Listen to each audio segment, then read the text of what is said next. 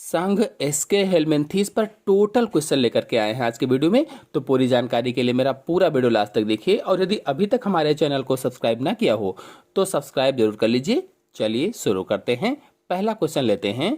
नर एस्केरिस मादा एस्केरिस से भिन्न होता है क्योंकि इसमें होती है, क्या होती है?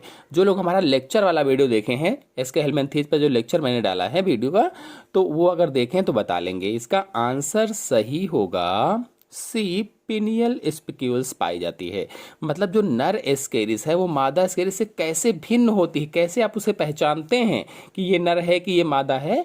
तो नर की मोटाई कम होती है और पूंछ जो होती है उसकी मुड़ी हुई होती है। मोटाई कम है, पूंछ मुड़ी हुई होती है, जबकि जो मादा होती है वो सीधी होती है। और जो नर होता है, नर में क्लोएका जो होती है, क्लोएका से दो सुई जैसी संरचनाएं निकली रहती हैं।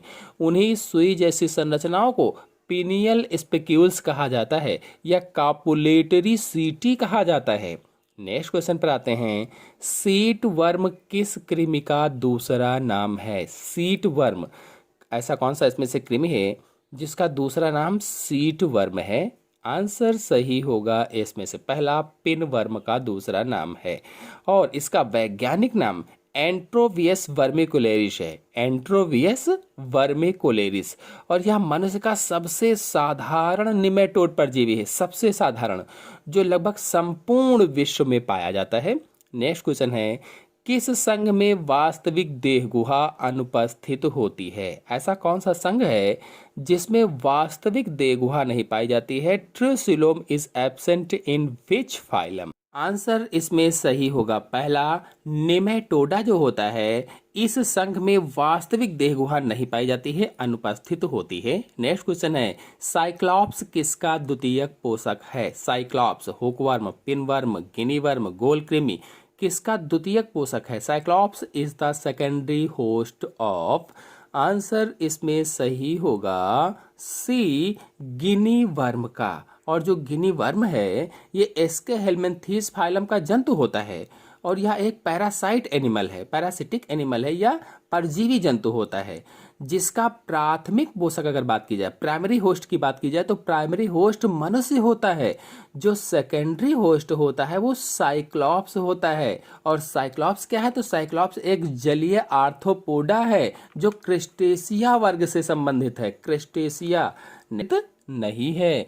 नेक्स्ट क्वेश्चन है। मिथ्या देह गुहा वह अवस्था है जब, यानी स्यूडोसिलोम ऐसी कौन सी स्टेज है जब?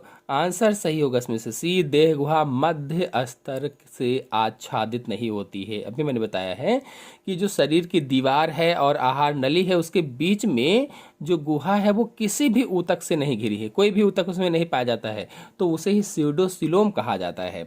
नेक्स्ट क्वेश्चन है। रैप्डिफॉर्म लार्वा किसके जीवन चक्र में बनता है? रैप्डिफॉर्म लार्वा या रैप्डिटिफॉर्म लार्वा किसके जीवन चक्र में बनता है? तो आंसर सही होगा इसमें से बी, गोल कृमि के जीवन चक्र में बनता है। आपको बता दें कि एस्केरिस को गोल कृमि कहा जाता है और एस्केरिस के जीवन चक्र में भ्रूणीय परिवर्धन के बाद गैस्ट्रोला का निर्माण होता है, गैस्ट्रोला का, और यही बाद में लंबा हो जाता है और लंबा होकर के शिशु प्रावस्था बनाता है, जिसे रैप्डिटिफॉर्म लार्वा कहा जाता है। यदि आप लोग एस्केरिस का जीवन चक्र देखना चाहते हैं तो मेरा लेक्चर वाला पिछला वीडियो देखिए, उसमें मैंने डिटेल से समझाया हुआ है। नेक्स्ट क्वेश्चन है। वोचेरेरिया के द्वारा फाइलेरियोसिस जिस कारण से होता है वह है? वोचेरेरिया के द्वारा जो फाइलेरियोसिस नामक रोग है ये किस कारण से होता है? तो आंसर इसमें सही होगा पहला, लसिका ग्रंथियों में अवरोध के कारण, जो लिम्फ ग्लैंड्स होती हैं उसमें अवरोध उत्पन्न हो जाता है। यानी जो फाइलेरिया परजीवी है वोचेरेरिया, ये वोचेरेरिया लसिका की ग्रंथियों में और जो हमारी वाहिनियां होती हैं, वेसल्स होती हैं, उसमें अवरोध उत्पन्न कर देता है। और विशेषकर पैरों और जनन अंगों में जो लसिका वाहिनियां होती हैं उसमें ये पाए जाते हैं और इसी कारण से सूजन उत्पन्न हो जाती है। उसे ही हाथी पांव कहा जाता है। और हाथी पांव नामक रोग का वाहक कौन है? अगर ये प्रश्न पूछा जाए कि हाथी पांव नामक रोग का वाहक कौन है, वेक्टर ऑफ एलिफेंटिएसिस डिसीज इज, तो इसका आंसर क्या सही होगा?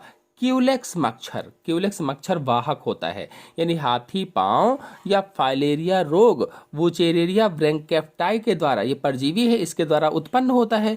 और इसका वाहक अगर वेक्टर की बात की जाए तो संक्रमित क्यूलेक्स मच्छर होता है। अगर मच्छर इससे संक्रमित है तो अगर दूसरे व्यक्ति को काटता है तो उसको भी ये वुचेरेरिया ब्रैंकेप्टाई उसके शरीर में भी पहुंच जाएगा और उसको भी हाथी पांव नामक रोग हो जाएगा। जब एक संक्रमित क्यूलेक्स मच्छर मनुष्य को काटता है तो इसका परजीवी मनुष्य के शरीर में घुस जाता है और इस तरह से फैलता है। नेक्स्ट क्वेश्चन है, हाथी पांव अथवा फाइलेरिया का रोग स्थानांतरित होता है। देखिए उसी क्वेश्चन को घुमाकर पूछा गया, लेकिन वुचेरेसिस नामक रोग हो जाता है और फाइलेरियासिस नामक जो रोग है ये वुचेरेरिया के द्वारा होता है, वुचेरेरिया ब्रैंकेप्टाई के द्वारा, और यह एस्के हेलमिंथीज या निमेटोडा संघ का जंतु होता है। और इस रोग के परजीवी का वाहक अगर पूछा जाए तो क्यूलेक्स मच्छर और मादा क्यूलेक्स मच्छर, अभी मैंने आपको बताया भी था।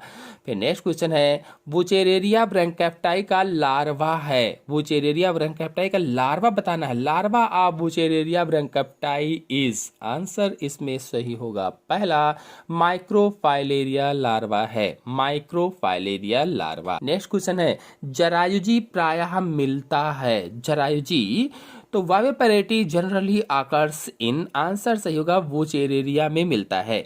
फाइलेरिया जो वर्म है, वुचेरिया एक जरायुजी गोल कृमि है, यह राउंड वर्म है क्योंकि यह अल्प विकसित शिशु को जन्म देता है। ऐसे जंतु जो शिशु को जन्म देते हैं उन्हें जरायुज कहा जाता है, जरायुज वाइविपरस बोला जाता है। नेक्स्ट क्वेश्चन है, सिंसिशियल अधिचर्म पाया जाता है। सिंसिशियल्स एपिडर्मिस इज फाउंड इन, किसमें पाया जाता है? आंसर सही होगा इसमें से बी, एस्केरिस में पाया जाता है। सिंसिशियल्स अधिचर्म एस्केरिस में मिलता है। आपको बता दें कि एस्केरिस की जो एपिडर्मिस होती है, एपिडर्मिस में अलग अलग तरीके की कोशिकाएं नहीं होती हैं, बल्कि इसमें साइटोप्लाज्म की एक सतत या कॉन्टिन्यूअस स्तर होता है साइटोप्लाज्म का, जिसमें केंद्रक बिखरे रहते हैं, जिसे सिंसिशियल्स या सिनोसिटिक कहा जाता है। नेक्स्ट क्वेश्चन है, लैंगिक द्विरूपता पाई जाती है। हाइड्रा में, केचुआ में, एस्केरिस में लैंगिक द्विरूपता sexual dimorphism is found in, किसमें पाई जाती है? तो आंसर इसका सही होगा सी, एस्केरिस में। देखिए लैंगिक द्विरूपता का मतलब ये होता है कि लिंग के आधार पर आप नर और मादा को पहचान सकें अलग अलग। तो ऐसे जंतु जो एक लिंगी होते हैं उसी में लैंगिक द्विरूपता पाई जाती है। अगर द्विलिंगी है तो एक ही शरीर में दोनों होंगे तो कैसे अलग अलग पहचानेंगे? तो जब नर तथा मादा को बाह्य लैंगिक लक्षणों के आधार पर, यानी फीमेल और मेल को एक्सटर्नल सेक्सुअल कैरेक्टर्स के आधार पर अलग अलग पहचाना जा सके तो उसे ही सेक्सुअल डायमॉर्फिज्म कहा जाता है या उसे ही लैंगिक द्विरूपता कहा जाता है। और एस्केरिस को नर और मादा में बाह्य लक्षणों के आधार पर उन्हें अलग अलग पहचाना जा सकता है, उनमें अंतर किया जा सकता है क्योंकि ये एक लिंगी जंतु होते हैं। नेक्स्ट क्वेश्चन है, एस्केरिस का प्रथम तरुण डिंभक कहलाता है। The first juvenile larva of Ascaris is known as, answer सही होगा इसमें से बी, रैबिडिटी फार्म लार्वा कहलाता है। और एस्केरिस का जीवन चक्र अगर आप देखना चाहते हैं तो मैंने पिछले लेक्चर में समझाया हुआ है, पूरा डिटेल संग एस्के हेलमिंथीज पूरा डिटेल से समझाया हुआ, एक एक पॉइंट आप जा करके उसको देख लीजिए, समझ में अच्छे से आ जाएगा। और इसमें कौन सा डिंभक जो होता है जेमिनाइल लार्वा की अवस्थाएं 4 बार निर्मोचन करता है ये। और प्रथम को रैबिडिटी फार्म लार्वा कहा जाता है, यानी फर्स्ट स्टेज जेमिनाइल होती है। और द्वितीय अवस्था अगर देखा जाए तो एम्ब्रियोनेटेड एग होता है। तृतीय अवस्था देखा जाए तो तरुण कहलाती है या थर्ड स्टेज जेमिनाइल कहलाती है। चतुर्थ प्रावस्था को देखा जाए तो फोर्थ स्टेज जेमिनाइल का। एस्केरिस का जो प्रथम तरुण डिंभक है उसे रैबिडिटी फार्म लार्वा कहा जाता है, इतना याद रखेंगे।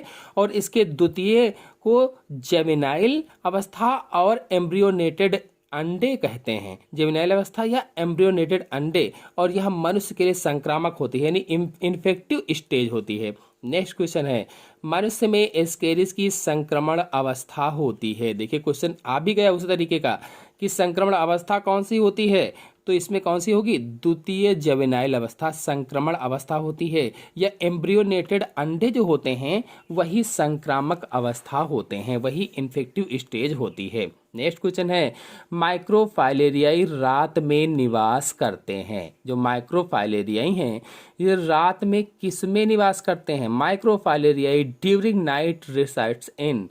आंसर सही होगा इसमें से पहला, परिवेशी वाहिकाओं में। आपको बता दें, माइक्रोफाइलेरियाई वुचेरेरिया वेरेंट्रेप्टाई का संक्रामक लार्वा अवस्था होती है, संक्रामक लार्वा अवस्था जो फाइलेरिया रोग उत्पन्न करता है। और मनुष्य का जो खून होता है, ये खून में परजीवी रात और दिन में अलग अलग तरह से निवास करते हैं। रात के समय में ये ऊपरी या कह लीजिए कि बाहरी रुधिर वाहिकाओं में रहते हैं। अगर दिन का समय है तो दिन के समय में ये भीतरी वाली रुधिर वाहिकाओं में निवास करते हैं। नेक्स्ट क्वेश्चन है, निम्नलिखित में से किस एक का कोई मध्यस्थ पोषक नहीं है? Which one of the following has no intermediate host. Answer इसमें सही होगा डी, एस्केरिस का कोई भी इंटरमीडिएट होस्ट नहीं होता है।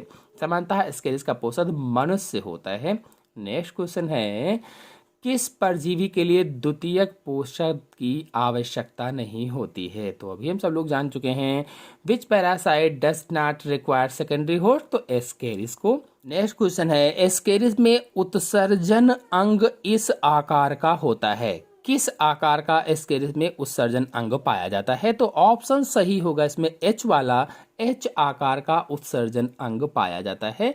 और यह एक अकेली कोशिका से विकसित होता है, अकेली कोशिका से, जिसे रीनेट कोशिका कहते हैं, रीनेट सेल कहा जाता है। और इस कोशिका से नलिकाओं का निर्माण होता है या डक्ट्स का निर्माण होता है। ये संपूर्ण कैनाल या डक्ट्स आपस में मिलकर एच के आकार की दिखाई देती हैं। अगर आप इसकी लाइफ साइकिल समझेंगे तो मैंने इसमें बताया भी था अच्छे से। नेक्स्ट क्वेश्चन है, अमीबीय शुक्राणु पाए जाते हैं। अमीबीय शुक्राणु, तो एस्केरिस में अमीबीय शुक्राणु पाए जाते हैं, यानी एस्केरिस में शुक्राणु पुच्छविहीन होते हैं। स्पर्म जो होते हैं उसे पूछ नहीं होती है, अमीबॉइड होते हैं, जैसे अमीबा होता है बिल्कुल उसी तरीके के होते हैं, एसिमेट्रिकल होते हैं। और एस्केरिस को गोल क्रीम कहते हैं, मैंने आपको बताया था पहले, राउंड वार्म कहते हैं।